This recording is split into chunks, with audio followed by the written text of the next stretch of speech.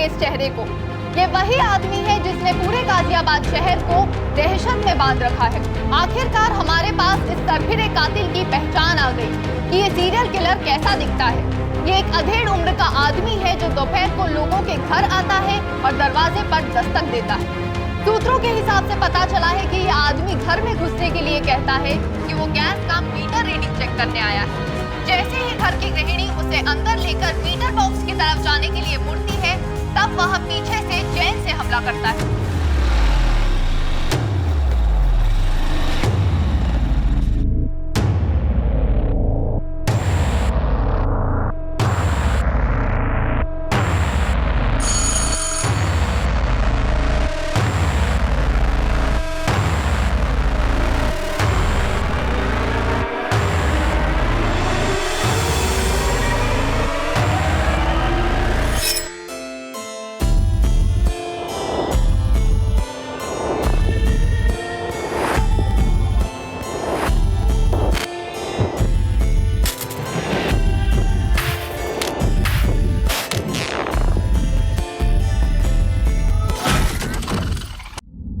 काव्या सिंह का नाम उस लिस्ट में शामिल कर सकते हैं जिसमें लता पाल और विमला यादव का नाम पहले से ही है। जुर्म का तरीका हूबहू पहले वाले 2 हत्याओं से मिलता है। चेन के साथ गला घोटा गया, फिर बाद में लाश के साथ संभोग हुआ।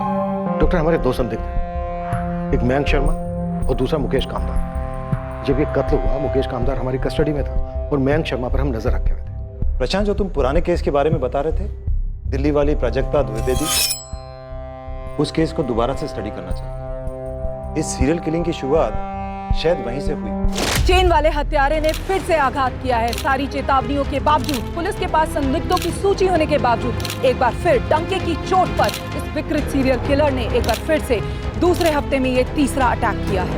हम डिप्टी कमिश्नर ऑफ पुलिस से ये जानने का प्रयास कर रहे हैं कि इस खौफनाक चेन वाले सीरियल किलर को पकड़ने के लिए क्या कोशिशें की जा रही हैं, लेकिन ऐसा लगता है कि पुलिस के पास उसको पकड़ने का कोई प्लान नहीं और पूरा शहर दहशत की जंजीरों में जकड़ा हुआ है। लेकिन पुलिस इस सीरियल किलर के बारे में किसी भी तरीके का कोई भी क्लू पाने में असहाय नजर आ रही है। प्रशांत गहलोत, स्केच पब्लिक में जारी करें। कम से कम लोगों को ये तो पता चले कि ये सीरियल किलर दिखता कैसा है। हम श्योर नहीं है कि वो असली कातिल का है भी या नहीं। सर, हमें शक है जिस सर्वाइवर औरत ने हुलिया बताया किलर का, वो सीरियल किलर की विक्टिम है ही नहीं। तो फिर लीड क्या है हमारे पास? 2 हफ्ते में 3 मर्डर्स, पूरा शहर दहशत में है। सर, हमने हर प्लेटफॉर्म से चेतावनी जारी की कि लोग सतर्क रहें। ऐसी चेतावनी से शहर के अंदर दहशत का माहौल और बढ़ेगा। गहलोत, मुझे इस सीरियल किलर का एक स्ट्रॉन्ग प्रोफाइल चाहिए। ये हत्यारा सिर्फ एक किलर नहीं है, बल्कि एक विकृत मानसिकता का रोगी भी है। यह आदमी कहीं तो किसी न किसी की तो पकड़ में आया होगा। इसे पकड़ने के लिए हम एक डेडलाइन देंगे, 24 घंटे। 24 घंटे के अंदर हमें इसे पकड़ना है। क्लियर? अगर श्रुति झूठ बोल रही है तो क्यों? सिर्फ अपने कॉलेज के दिनों के स्टॉकर से बदला लेने के लिए, या फिर अपने पति संदीप कश्यप को बचाने के लिए?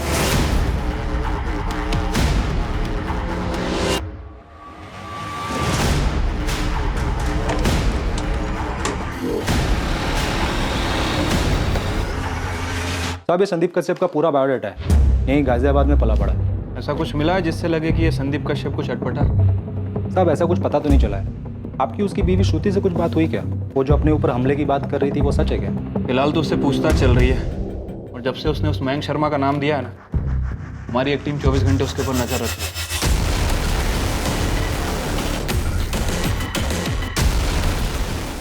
हम दिल्ली में हुए प्राजक्ता द्विवेदी के मर्डर से इस मयंक शर्मा का कनेक्शन ढूंढ रहे हैं। आप लोगों को लग रहा है कि मैं कहानियां बना रही हूँ? श्रुति, 5 जून को मयंक गाजियाबाद में नहीं था, दिल्ली में था, जिस दिन लता पाल और विमला यादव का मर्डर हुआ। और 19 जून को भी मयंक गाजियाबाद में नहीं था, जिस दिन काव्या सिंह का मर्डर हुआ। दिल्ली में था, अपने ऑफिस में। और जिस दिन तुम पर हमला हुआ 16 मई को, उस दिन भी मयंक अपने ऑफिस में था। हमने उसकी बारीकी से तफ्तीश की। पर मेरे दरवाजे पे मयंक ही था। जी? मीटर रीडिंग, गैस का मीटर रीडिंग है। वो मयंक ही था, एक बूढ़े का भेष बनाकर आया था। श्रुति झूठ नहीं बोल रही और ना ही उसे कोई वहम। अगर ऐसा होता तो मुझे जरूर पता लग जाता। लेकिन वो अपने कॉलेज के दिनों के स्टॉकर मयंक शर्मा पे उंगली उठा रही है। और मयंक शर्मा पे हमारी नजर थी जब तीसरे विक्टिम पे हमला हुआ। हो सकता है कि वो पहचानने में गलती कर रही हो, लेकिन वो झूठ नहीं बोल रही। उसके साथ ये हादसा हुआ है, वो इस हादसे की विक्टिम है और इस हादसे से बची है। हाँ माधव, मैं दिल्ली के लिए निकल रहा हूँ। मुझे प्राजक्ता द्विवेदी केस की सारी डिटेल्स चाहिए। आपने मेरे हस्बैंड को रोक के क्यों रखा है?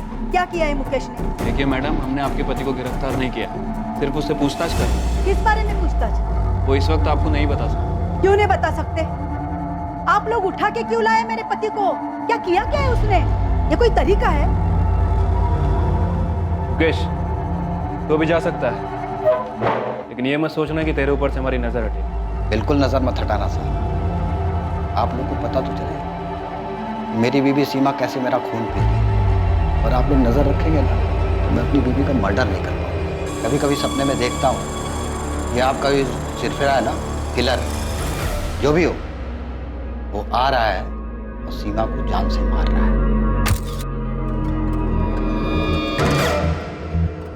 गहलोत जी, इस केस तो हमें रिलीज करना ही पड़ेगा। बहुत प्रेशर है ऊपर से।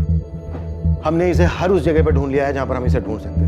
प्रशांत, मुझे स्केच रिलीज करने में ये रिस्क लग रहा है कि किलर चौकन्ना हो जाएगा, शातिर दिमाग है, भेष बदल सकता है। उस दिन चुपचाप बैठा रहेगा और फिर अचानक एक दिन किसी दूसरी औरत पर अटैक करेगा। गहलोत जी, हमें कुछ तो देना पड़ेगा पब्लिक को। तो इस स्केच के अलावा हमारे पास कोई दूसरा तरीका नहीं है जिससे हम पब्लिक को सतर्क कर सकें।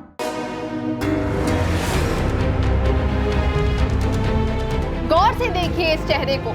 ये वही आदमी है जिसने पूरे गाजियाबाद शहर को दहशत में बांध रखा है। आखिरकार हमारे पास इस सरफिरे कातिल की पहचान आ गई कि ये सीरियल किलर कैसा दिखता है। ये एक अधेड़ उम्र का आदमी है जो दोपहर को लोगों के घर आता है और दरवाजे पर दस्तक देता है। सूत्रों के हिसाब से पता चला है कि ये आदमी घर में घुसने के लिए कहता है कि वो गैस का मीटर रीडिंग चेक करने आया है। जैसे ही घर की गृहिणी उसे अंदर लेकर मीटर बॉक्स की तरफ जाने के लिए मुड़ती है, तब वह पीछे से चैन से हमला करता है। बंद कीजिए ये सब। दिन रात आप यही सब देखते रहते हैं, इसीलिए आपके दिमाग में उल जुलूल बातें आती रहती हैं। मुझे कई बार लगता है कि पुलिस को फोन करके उस मूसा कबाड़ी वाले के बारे में बता दो। ये आंखों में शैतान दिखता है, सही बंदा नहीं लगता वो। चकल पर ही लिखा है उसके। क्यों आप अपना दिमाग खराब कर रहे हैं इन सब बातों में? 2 दिन पहले आपको वो कादिर पान वाला सही नहीं लग रहा था। कल आप कहेंगे मुमताज तुम मुझे सही नहीं लगती, फिर आप कहेंगे मुमताज मैं खुद को सही नहीं लगता। उस दिन मैंने उस मूसा को तुम्हें घूरते हुए देखा था। उसकी गिद्ध जैसी आंखें ही सब बताती है। मैं तो कहता हूँ पुलिस को बता देना चाहिए। तबरेज, पुलिस को उनका काम करने दीजिए। आप क्यों अपना दिमाग दिन रात इनमें लगा रहे हैं?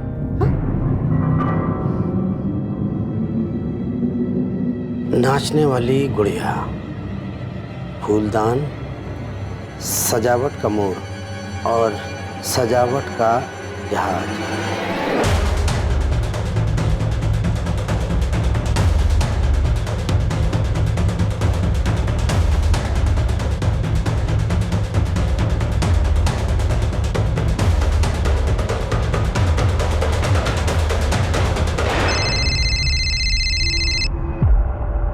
हाँ गहलोत जी। प्रशांत, ये प्राजक्ता द्विवेदी के केस में जो संदिग्ध था, दीपक चावला, उसका बॉयफ्रेंड, उसके खिलाफ कुछ साबित नहीं हो पाया था, इसलिए उसको रिहा कर दिया गया था। हो सकता है ये सारी श्रृंखला वहीं से शुरू हुई हो, दिल्ली से, जब नाचने वाली गुड़िया प्राजक्ता के घर से गायब हुई थी। ये प्राजक्ता का बॉयफ्रेंड दीपक चावला है कहाँ? जगन देख रहा है, उससे पर बात किया, कुछ मिला है क्या आपको? उसका पता लगाओ। ये वही हो सकता है जिसे हम खोज रहे हैं। वो करता क्या है, कहाँ रहता है, उसका बैकग्राउंड क्या है। मुझे उस केस की हर बारीक से बारीक डिटेल चाहिए प्रशांत। ये नंबर काम नहीं कर रहा है, कृपया नंबर जांच लें। ये नंबर तो सर्विस में नहीं है माधव। दीपक चावला का बस यही नंबर है हमारे पास। तो सर उसके खिलाफ कुछ मिला भी नहीं था हमें। नंबर तो कंटिन्यू नहीं है, एड्रेस अब भी यही होगा। चांस लेके देखते हैं सर। मूव। हाँ मिस्टर गहलोत, प्राजक्ता द्विवेदी का पोस्टमार्टम मैंने ही किया था पिछले साल। लास्ट के पोस्टमार्टम की छोटी से छोटी डिटेल्स मैंने अपने रिपोर्ट में लिखी थी, जो इन्वेस्टिगेटिंग ऑफिसर को दिया था। ये आपने अपनी रिपोर्ट में नेक्रोफिलिया का जिक्र किया था। कातिल ने मर्डर के बाद प्राजक्ता की लाश के साथ संभोग किया था। ये प्राजक्ता द्विवेदी कुंवारी थी, मेरा मतलब वर्जिन? जी वो डिटेल्स तो अब मुझे याद नहीं है, मुझे मेरे पुराने नोट्स देखने होंगे। डॉक्टर, मुझे लगता है इस कातिल को सेक्स से वंचित रखा गया होगा और उसी तड़प में वो शिकार कर रहा होगा। हाँ, ये मुमकिन है। प्राजक्ता शायद उसकी पहली शिकार थी। उसका नेक्रोफिलिया, उसकी सनक शायद प्राजक्ता से जुड़ी। मैं क्यों मारूंगा प्राजक्ता को? वो मेरी गर्लफ्रेंड थी, मैं उसे क्यों मारूंगा? जी हाँ, वो मेरा फ्लैट है और दीपक मेरे फ्लैट पे किराए पर रहता है। अब कहाँ रहता है? मुझे पता नहीं सर, वो चंडीगढ़ से और यहाँ पे काम करता था। उसने अगस्त 2018 में शायद फ्लैट खाली कर दिया। क्या ये उसकी गर्लफ्रेंड प्रोजेक्टा का मामला है? हाँ। उसके चंडीगढ़ का एड्रेस दो। मेरे पास अब एग्रीमेंट की कॉपी नहीं है और दीपक तो काफी पहले फ्लैट छोड़कर चला गया था। हाँ मिथिला, किसी भी जगह की सीसीटीवी फुटेज से कुछ मिला? नहीं सर, लेकिन एक और औरत मारी गई। एक और? हाँ सर, निशा भटनागर, 28 साल उसकी उम्र है, उमानगर की है।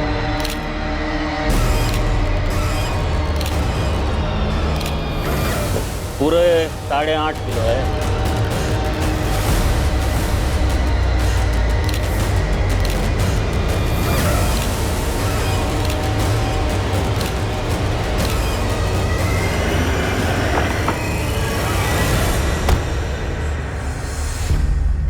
सर, सेम पैटर्न है। दरवाजे से जबरदस्ती अंदर घुसने की कोई कोशिश नहीं हुई और बाकी कत्ल का तरीका एकदम मिस्टर एक्स जैसा। यहाँ से क्या लेकर गए? सर ये देखिए, शोकेस में हर जगह कुछ ना कुछ रखा हुआ है, लेकिन ये स्पॉट खाली है। किलर जो भी ले गया होगा यहीं से ले गया होगा, लेकिन निशा के हस्बैंड राकेश को कुछ याद ही नहीं आ रहा है कि वो सामान क्या था। इतनी चेतावनी दिया, पूरे शहर में डर का माहौल बना। इसके बावजूद उसे प्रेम ने दस्तक दी और इस निशाने पर नजर।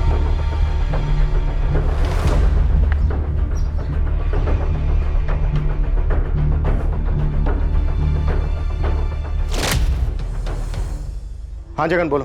लगता है इस बार हमारी किस्मत अच्छी है सर। निशा के घर से 2-3 गली छोड़कर एक सुनसान रास्ता है और वहाँ पर एक एटीएम है और एटीएम के बाहर सीसीटीवी कैमरा है सर। तुरंत फुटेज निकालो, अभी के अभी, आज की भी और आज के पहले की भी। बहुत हो गया है लुका छुपी का खेल।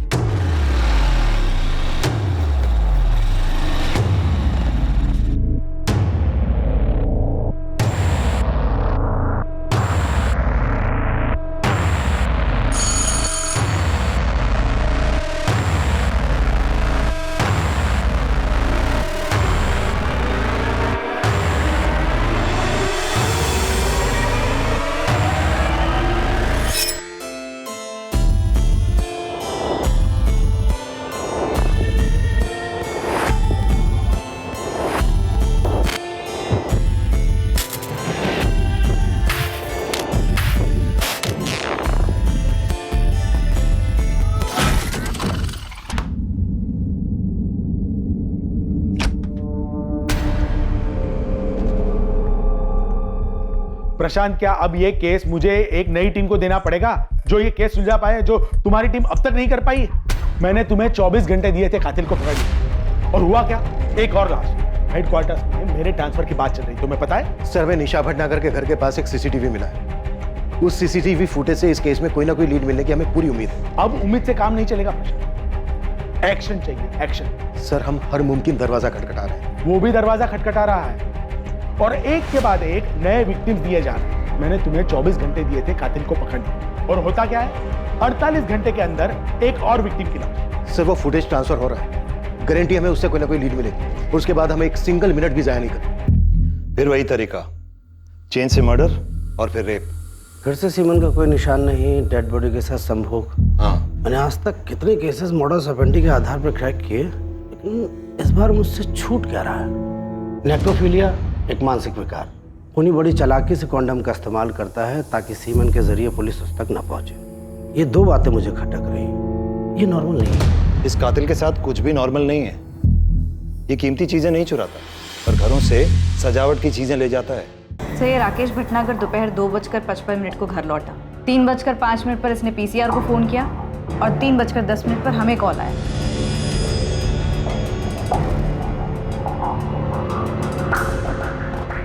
और सर, ये एटीएम वाली गली, निशा के घर से 1-2 गली छोड़कर सर सिर्फ इसी गली में एक सीसीटीवी कैमरा है और कहीं नहीं। जो किलर एक्स बखूबी जानता हूँ। सर, ये इसी सीसीटीवी कैमरे की मर्डर के 3 दिन पहले की फुटेज है। हो सकता है कि किलर एक्स इसमें कैप्चर हुआ, हो सकता है सर रेकी वेकी करने आए।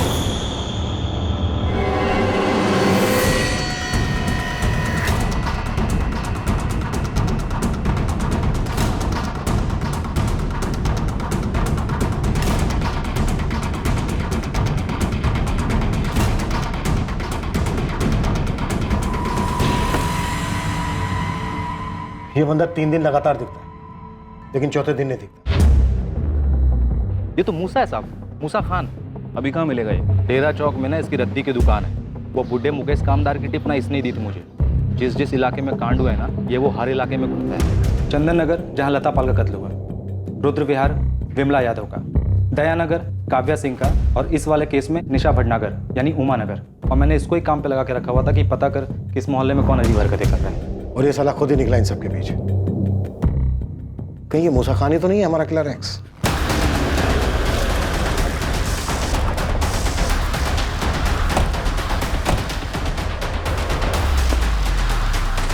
अरे मूसा, चल पुलिस वाले बात करेंगे। किस बारे में? तेरा घर कहाँ है मूसा? मियां नगर मैडम, लेकिन माजरा का माजरा बात में सब कुछ तो बताइए, ऐसी क्या बात करनी है? बहुत खास बात है मूसा, बहुत ज्यादा खास।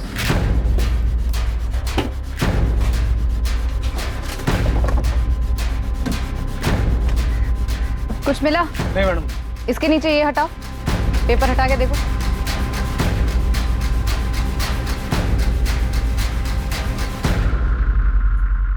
देख क्या रहे हो? तोड़ो।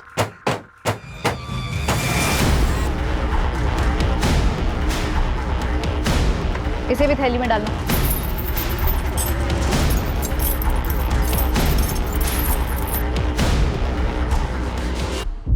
कत्ल के 3 दिन पहले तक ये लगातार दिखा है, लेकिन कत्ल वाले दिन नहीं दिखा। बाकी के विक्टिम्स के मोहल्ले में भी दिखा है। कौन कौन है इसकी फैमिली? पता लगा रहे हैं, इसकी दुकान की भी तलाशी जारी है। ये कबाड़ वाला है ना? हाँ, इसीलिए मैं मुकेश कामदार जो सफाई कर्मचारी है उसकी टिप दी थी। गुमराह कर रहा होगा मैं, यू नो, मिसलीड। लेकिन ये प्राजक्ता द्विवेदी के बॉयफ्रेंड दीपक चावला का क्या हुआ? एक टीम पहुंचने वाली है वहां पर। चलो जी, मुझे लगता है कि हमें हमारा एक्स मिल गया है, मूसा खान कबाड़ी वाला।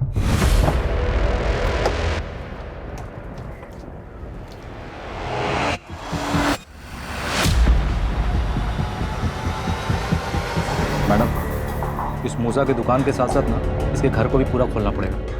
लगता है आपको आपका बंदा मिल गया। Pandey, yes ma'am. और लोगों की जरूरत पड़ेगी। इस दुकान की एक एक ईंट खोल कर देखना। एक सजावट वाला मोर, एक फूलदान, एक नाचती गुड़िया और एक लकड़ी का जहाज। अभी तक हमें ये सब चीजें पता है, और भी चीजें हो सकती हैं, इसलिए ध्यान से देख। और गोविंद चल।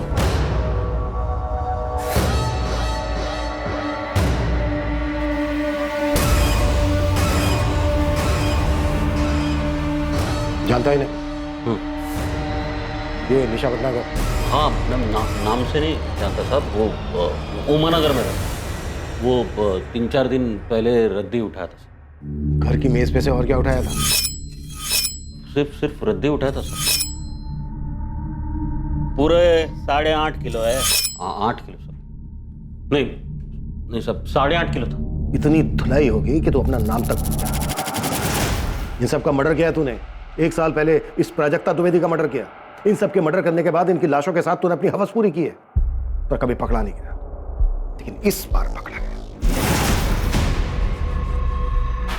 घर का एक एक चप्पा चप्पा छान मारो। मेम साहब, वो कबर्ड मत छोड़ना, वो किचन मत छोड़ना। क्या कर रही है? मेम साहब बताएंगी, ऐसे घर में घुसकर क्या ढूंढ रही है?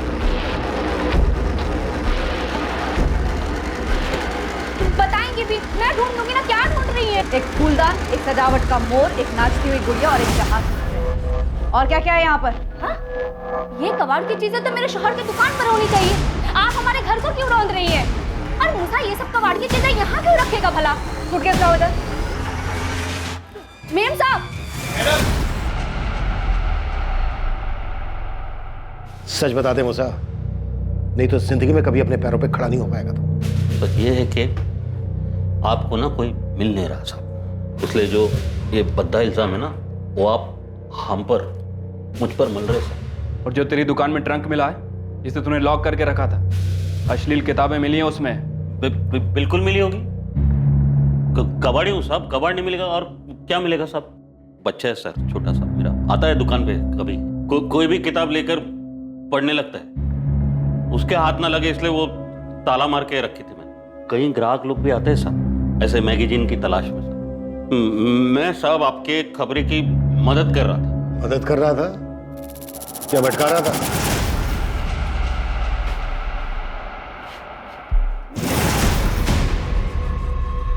किसके हैं ये? मेरे अब्बू के। तेरे अब्बू तो लुंगी बनियान पहनकर घूमते हैं। तो लुंगी बनियान पहनने वाला आदमी पैंट और शर्ट नहीं पहन सकता? ये क्या फापने वाली बातें कर रही हैं आप मेम साहब?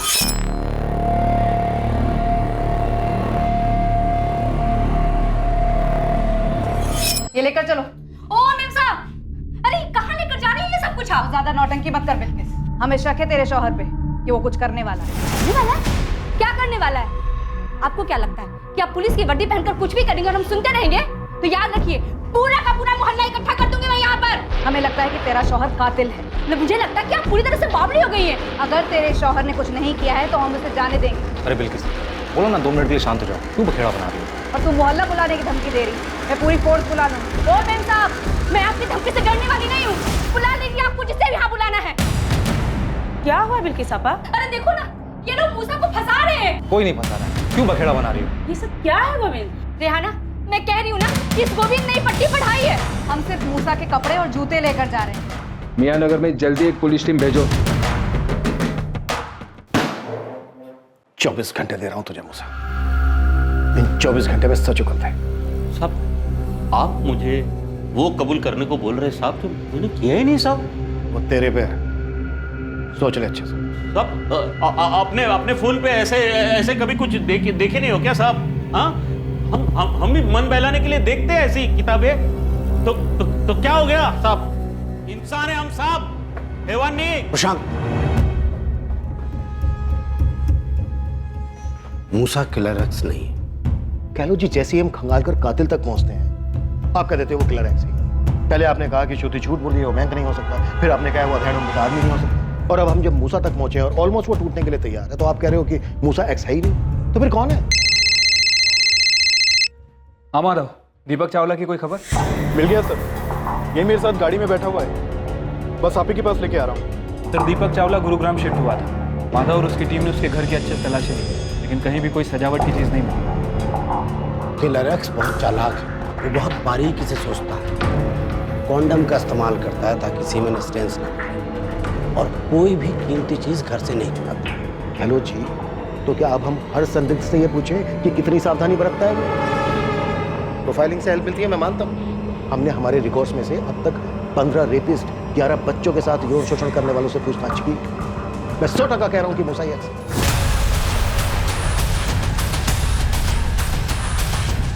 नहीं, अगर आप इतने दावे के साथ कह रहे हैं कि मूसा एक्स नहीं है, तो फिर बताइए ना, लाखों लोगों के शहर में हम उस बारीक सी प्लानिंग करने वाले को कैसे ढूंढे, जिसका दिमाग घुमा हुआ है, जो ऐसी औरतों को टारगेट करता है जो घर में अकेली रहती है, उनका मर्डर करता है और फिर लाश के साथ रेप करता है। बोलिए। उसने अपना हुलिया बदल लिया है। हमने स्केच पब्लिक में काम किए, मीटर रीडिंग वाली डिटेल्स मीडिया में दी, इसलिए एक्स चौकन्ना हो गया। मैं मानता हूँ। अब आप हमें ये बताइए गहलोत जी, उस चालाक आदमी की बारीक सी प्लानिंग को मात देने के लिए आपकी क्या? सर, मूसा के घर और मोहल्ले से बहुत मुश्किल से निकले। उसके घर से कुछ सामान मिला।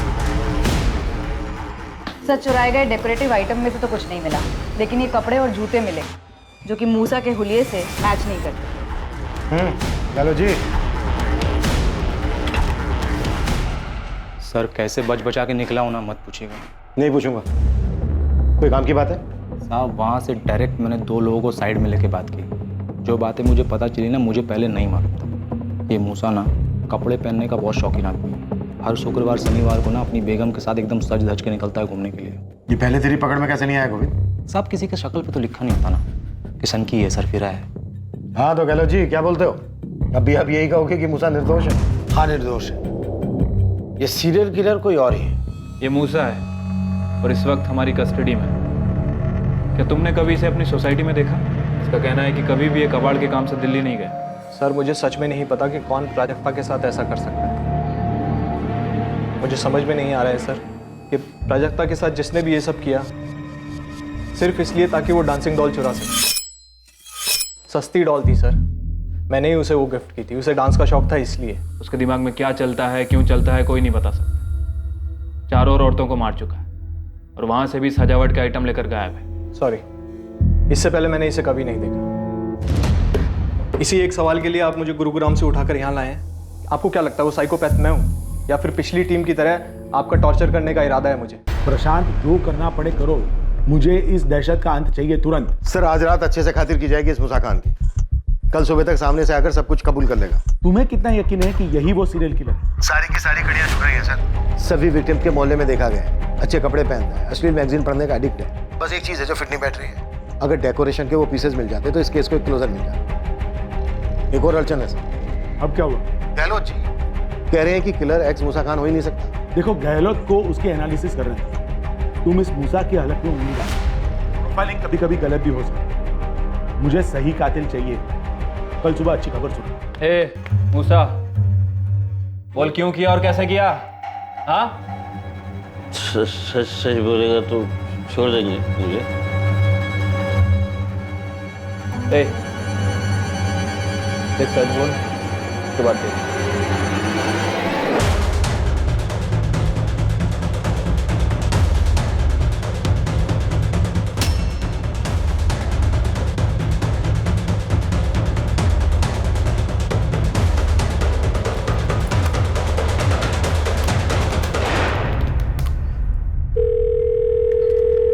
हेलो प्रशांत। हाँ गहलोत जी बोलिए, क्या मिला आपको इतनी रात? क्या तुम अभी आ सकते हो? कुछ मिला आपको? हाँ, प्राजक्ता, विमला, लता, श्रुति, ये सभी निशाना बनाएगी, चुन चुन के निशाना बनाएगी। ये सभी चुनी हुई टारगेट थी। घर में अकेली होती थी और टारगेट की गई। बाकी की दोनों काव्या और निशा भी तो घर पे अकेली थी जब इन्होंने दरवाजा खोला। शांत, ये निशा और काव्या चुनी हुई टारगेट नहीं है, ये अचानक शिकार हुआ। मूसा ऑलमोस्ट टूट चुका है, कल तक अपना जुर्म भी कबूल कर। काव्या और निशा का कत्ल तब हुआ जब सारी दुनिया को किलर की डिटेल्स मिल चुकी थी। जाहिर है एक्स को। तो ये कि एक्स इन लास्ट दोनों घरों में बूढ़े के भेष में नहीं गया। उसने दरवाजा नहीं खटखटाया, वो कुछ देने के बहाने इन घरों में गया था, डिलीवरी करने के लिए। एक्स एक डिलीवरी मैन है, मूसा नहीं। उसने इस बार मीटर रीडिंग के बहाने का इस्तेमाल किया ही। गैस की मीटर रीडिंग लेनी है, क्योंकि इन लास्ट दोनों घरों में मीटर घर के अंदर है ही नहीं। तो फिर सवाल यह है कि इन दोनों औरतों ने उसे घर के अंदर क्यों बुलाया? लॉजिक प्रशांत। सर, एक गिलास पानी मिलेगा? बहुत प्यास लगी। मैडम एक गिलास पानी मिलेगा? रुको 2 मिनट लाती हूँ। प्रशांत, मुमकिन है कि निशा के मामले में भी ऐसा ही हुआ हो। एक गिलास पानी मिलेगा मैडम? बड़ी प्यास लगी है। 1 मिनट रुकिए, लेकर आती हूँ।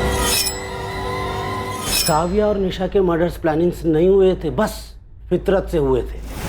ये एक्स एक डिलीवरी मैन, देखा मौका है तो अपनी विकृति को अंजाम देने झपट पड़ा होगा। आपकी थ्योरी में सच्चाई हो सकती है कि कातिल अलर्ट हो गया होगा, उसने अपना हुलिया बदल लिया होगा, लास्ट की 2 विक्टिम्स को टारगेट नहीं किया होगा। फिर भी वो विक्टिम तो है। देखिए गहलोत जी, कातिल हमारी हिरासत में है, मूसा ही एक्स है। नहीं, बिल्कुल नहीं। एक्स हमारे हाथ में है ही नहीं। वो बाहर घूम रहा है पब्लिक के बीच खुलेआम। प्रशांत, मैं दावे के साथ कह रहा हूं, मूसा हत्यारा है ही नहीं। ए मूसा, उठ, बोल कैसे किया मर्डर तूने? इंतजार कर रहा हूं मैं, बोल।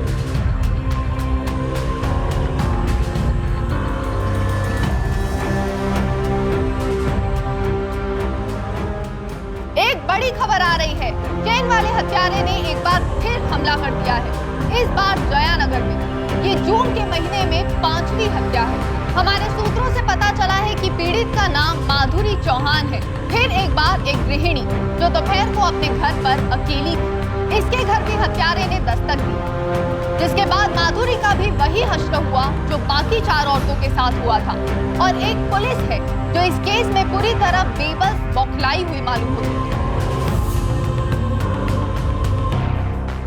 सर, यहाँ से भी कुछ गायब हुआ है, लेकिन अभी पता नहीं क्या।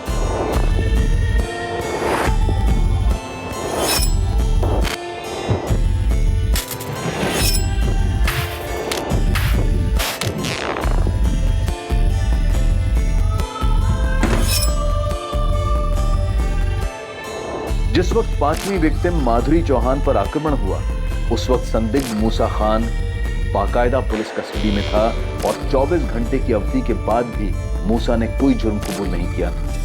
हमको 24 घंटा जगाओ, 24 साल जगाओ, सच यही रहेगा कि मैं वो कातिल नहीं हूँ। माधुरी चौहान की पोस्टमार्टम रिपोर्ट ने कोई शक नहीं छोड़ा कि ये कत्ल भी नेक्रोफिलिक सीरियल किलर एक्स ने ही किया था, या अभी और लाशें बिछने वाली थी। सर, इलेक्ट्रिक मीटर बॉक्स भी घर के बाहर है और घर के अंदर कोई गैस पाइपलाइन भी नहीं है। चलो जी सही कह रहे हैं, एक्स ने अपनी मॉडस ऑपरेंडी बदल दी। प्रशांत, मुझे और कोई नई थियरीज और अनुमान नहीं सुना। नई टीम को केस क्रैक करने की जिम्मेदारी दी गई, तुम बस उन्हें फाइल हैंड ओवर करो। सर मैं आपको आश्वासन देता हूँ, अब और हत्याएं नहीं होंगी। मैं किलर एक्स के बहुत करीब हूँ। वो एक डिलीवरी मैन है, उसने अपने क्राइम करने का तरीका बदल दिया है, बस। हम भी तो यही कर रहे हैं प्रशांत, हम बस काम करने वाले बदल रहे हैं। सर एक आखिरी मौका दे दीजिए, मैं जल्द से जल्द किलर एक्स को पकड़ लूँ। सॉरी प्रशांत, अब ये मेरे हाथ में नहीं। Sir please, I am so sorry sir. Sir trust me please, last chance. Okay Prashant, last 24। Sir Mithila, Jagan, delivery boys, Gehlot ji सही कह रहे हैं। यानी सर शहर में तो बहुत सारे डिलीवरी बॉयज। सर, इतने सारे ऐप्स हैं जो होम डिलीवरी करते हैं, कपड़े, खाना, चीजें। हम हर डिलीवरी सर्विस की बाल की खाल करेंगे। सारे बंदों को काम पर लगा दो, सारे खबरियों को एक्टिव करो। लेकिन सर हमारे 5 विक्टिम्स के घर में तो कुछ भी डिलीवर नहीं हुआ था। चलो के 3 विक्टिम्स के घर तो वो डिलीवरी मैन बन के गए, नहीं तो डिलीवर कैसे होगा? बची लास्ट की 2, काव्या सिंह और निशा। इन दोनों के हस्बैंड से बात करो, कुछ ना कुछ डिलीवर जरूर हुआ होगा। क्विक। सर मैं बात करता सर मैं गाजियाबाद के सभी अकाउंट से कांटेक्ट करता हूँ। जगन सिर्फ 24 घंटे हमारे पास। आर्या पार। सर। हाँ गहलोत जी। तुम्हें अपनी खोज का दायरा बढ़ाने की जरूरत नहीं है। कुछ मिला आपको? हर बार किलर एक्स क्राइम सीन से कुछ ना कुछ लेके जाता है, मगर माधुरी चौहान के केस में कुछ छोड़ के गया है। क्या? अब बॉल पेन। फॉरेंसिक से तुरंत इस पेन को मंगवा लो, मुझे वो पेन चाहिए। अगर माधुरी चौहान के पति ने इस पेन को पहचानने से इनकार कर दिया तो मान लो हमें हमारा किलर मिल गया। रजनीश, ये तुम्हारे घर का पेन है? नहीं, ये हमारा पेन नहीं है। रजनीश, उस दिन तुम्हारे घर में कुछ डिलीवर होने वाला था क्या? रजनीश देखो, ये पेन उस कातिल का हो सकता है जिसने तुम्हारी पत्नी माधुरी का कत्ल किया। अच्छे से जी, मुझे यकीन है कि तुम्हारी पत्नी उस दिन घर पर अकेली थी और शायद तुम्हें उस हत्यारे के बारे में जानकारी थी। माधुरी स्ट्रॉन्ग, वह ऐसे मामलों में सतर्क रहने वालों में से थी। वो किसी के लिए भी दरवाज़ा नहीं खोलती या फिर किसी भी अजनबी से बातचीत नहीं करती। माधुरी को ये तो पता होगा कि हत्यारा मीटर रीडिंग के बहाने घर में आ सकता है, लेकिन ये पता नहीं होगा कि वो एक डिलीवरी मैन के रूप में भी आ सकता है। इसलिए माधुरी ने उसके लिए दरवाज़ा खोल दिया होगा और उसने माधुरी से पानी या कोई ऐसी चीज़ मांगी होगी। अच्छा रजनीश, उस दिन तुम्हारे घर कुछ डिलीवर होने वाला था, तुमने कुछ ऑर्डर किया हो ऑनलाइन या ऐसे? मैडम, मुझे रजनीश चौहान जी का पैन कार्ड लगेगा वेरिफिकेशन के लिए। फोटोकॉपी भी चलेगी। ओके, आप यहीं रुकिए, मैं लेकर आती हूँ।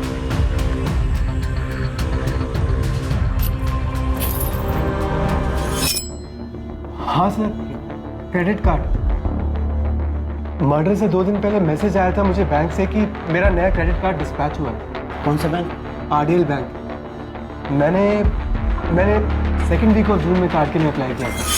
मैडम, मुझे रजनीश चौहान जी का पैन कार्ड लगेगा वेरिफिकेशन के लिए।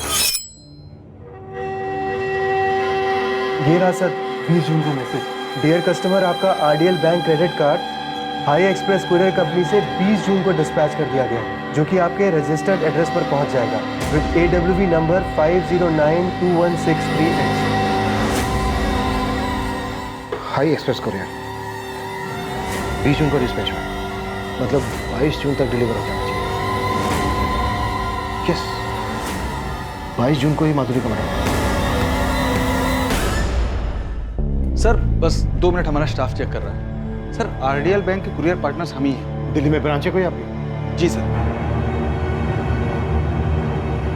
सर दिल्ली के रसिक विहार इलाके में बीके कमर्शियल सेंटर में हमारा एक ब्रांच है। रसिक विहार?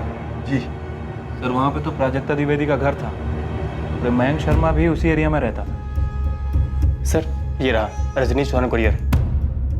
Sir what? ये डिलीवर नहीं हुआ था? स्टेटस क्या है कुरियर का? नो सर, 22 जून को वापस आ गया था। कारण बताया गया घर बंद था और बाहर लॉक लगा था। पॉसिबल ही नहीं है। 22 जून को रजनीश चौहान की पत्नी माधुरी चौहान घर पर ही थी। उसी दिन कत्ल हुआ था उसका। ये उस सीरियल किलर का मामला है? जी। वैसे डिलीवरी बॉय कौन था?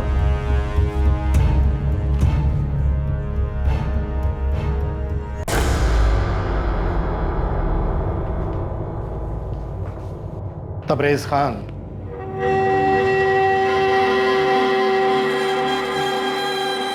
लगता है तू अपना पेन भूल गया। माधुरी चौहान के घर 22 जून को।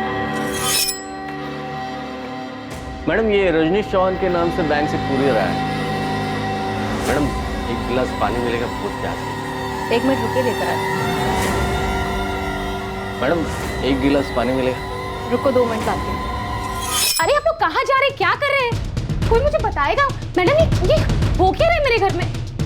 इतनी कुंडियाँ? ये कुंडियाँ मेरे शौहर ने लगवाई, पर माजरा क्या है आप मुझे बताएंगे? सर, अंदर एक ट्रंक मिला है, लेकिन उस पर ताला लगा है। लेकिन मेरी बात तो सुनिए। आइए सर, ये देखिए। अरे आप लोग कुछ बताएंगे कि क्या हुआ है ये? चाबी कहाँ है इसकी? चाबी मेरे शौहर तबरेज के पास है, लेकिन बात क्या है? आप लोग मुझे कुछ बता क्यों नहीं रहे? बेटा, आप 1 मिनट के लिए बाहर जाओ। मिश्रा जी। लेकिन आप लोग बताइए तो, मेरे शौहर ने किया क्या है? हमारे पास तुम्हारे शौहर के खिलाफ ठोस सबूत है कि जो शहर में औरतों के मर्डर और रेप हो रहे हैं ना, इसमें तुम्हारे पति का ही हाथ है। भैया ये चैन वाला हत्यारा। क्या?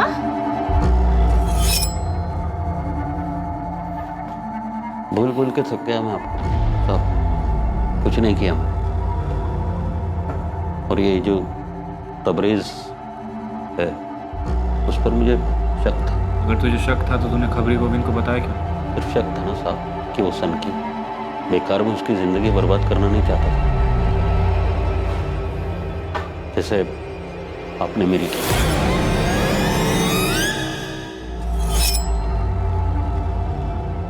लीजिए चाबी। तू खुद खोलेगा?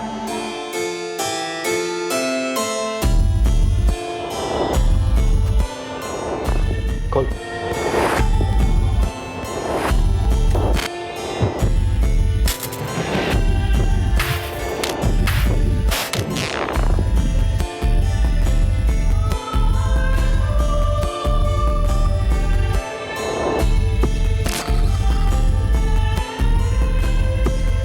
ये इस लिफाफे में क्या है?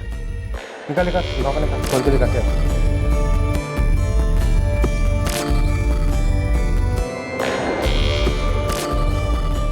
निकाल।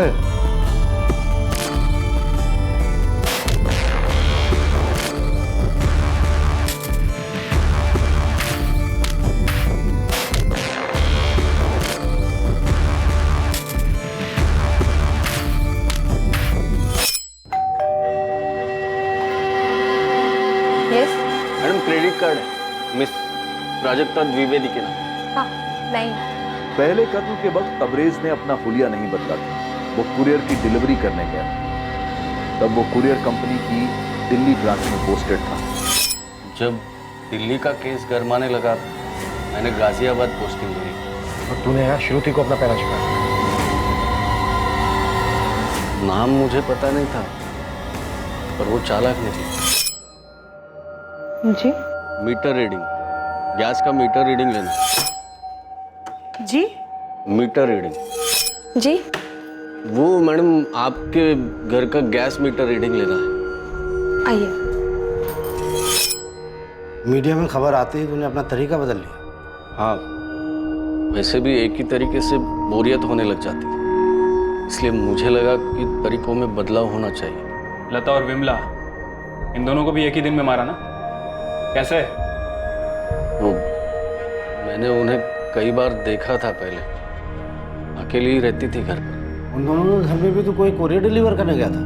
नहीं, पर वो मोहल्ला मेरे अंडर था। तो तूने उन दोनों को एक ही दिन में मारने का प्लान बनाया? हाँ। दोनों एक ही दिन क्यों? मेरा दिल नहीं भरा था, मुझे और चाहिए था। तूने ये सब मरी हुई औरतों के साथ किया? तुझे पता है ये दरिंदगी? हमें ट्रंक से सब कुछ मिला है, सारा चोरी किया हुआ सामान, विग, चश्मा, चेन, सब कुछ। और फिर तबरेज ने खुद भी कबूल किया है। हम उसका स्टेटमेंट रिकॉर्ड कर रहे हैं। उन औरतों को मारने के बाद तुझे ये सब करने में अच्छा लगता था? तो ये सब इसलिए कर रहा था कि तेरी बीवी और तेरे बीच में कोई संबंध नहीं था। तेरी बीवी मना करती थी।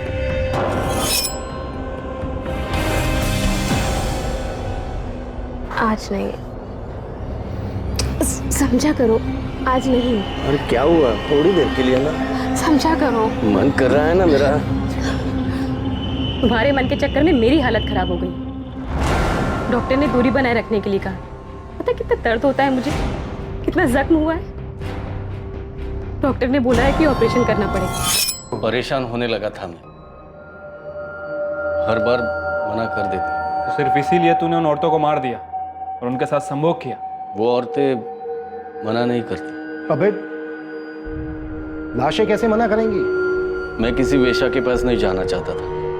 मैंने सोचा था इस बारे में, लेकिन तुझे डर था कि तुझे कोई रोग हो जाएगा। ये सारी चीजें क्यों चुराई? मैं चोर नहीं हूं, बस ये चीजें मुझे पसंद आई थी। तुझे लगता है ये सारी चीजें मेडल हैं तेरे कारनामे? पता नहीं। ये कहां से चुराई? याद नहीं।